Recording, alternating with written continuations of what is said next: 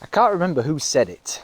Force breeds resistance. I've Googled it. I can't find the owner of that phrase. In all of my years of receiving health and safety training, all the courses that I've done, they never taught me that. They never taught me that if you try to impose your will, if you impose your system, your ideas on other people, then they tend, on the whole, they tend to resist you in some way. Sometimes that might be just overt disagreement, or sometimes they might go along with what you're saying, but as soon as you turn the back, they kind of stop following the system. Or sometimes they'll even sabotage things out of sheer resentment that you didn't listen to them. Force breeds resistance. There's a better way, and I learned this at my own expense after years of trying to force people to do things and never getting very far with it. One of the best ways of getting people to do things, to commit to things, is to ask them for their opinion, is to involve them in the discussion and give them as much freedom as you can to make decisions that affect them.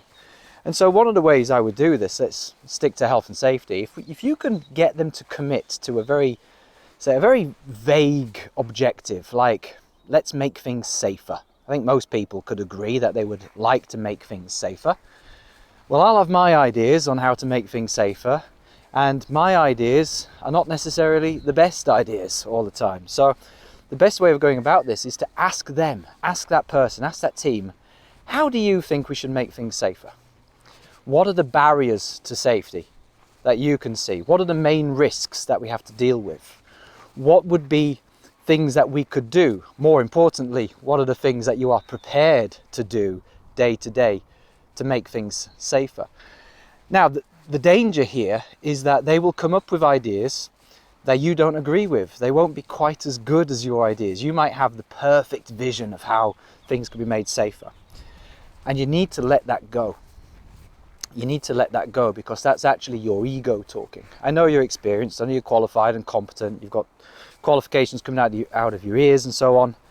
But ultimately, if they won't do it, if they can't do it consistently, or they refuse to do it, then it's not the best idea. The best idea is the one which can be implemented and can be sustained, which delivers results over time.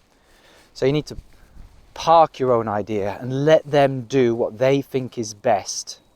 Obviously, there's a limit to that. If you're breaking the law, if there's an imminent risk of danger, then you have to step in. Of course, there's always an exception. But on the whole, give them as much freedom as you can to do the things which they think best. And once they've gotten used to that, well, then maybe you could ask the question again. Okay, well, here we are. Things are safer. Well done. How do you think we could make it even safer? What are the risks now?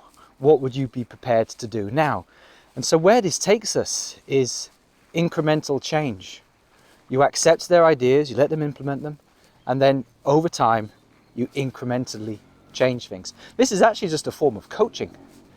It's just a form of coaching, that is. And so a little shout out to Michael Emery, who has an IOSH Coaching for Safety course, which I've not been on, but I've heard nothing but good things about that course.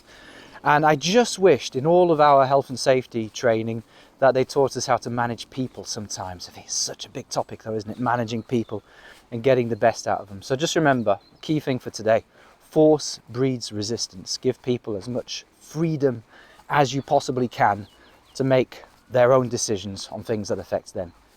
Anyway, enjoy your freedom as well. Take care now, everyone. Bye-bye.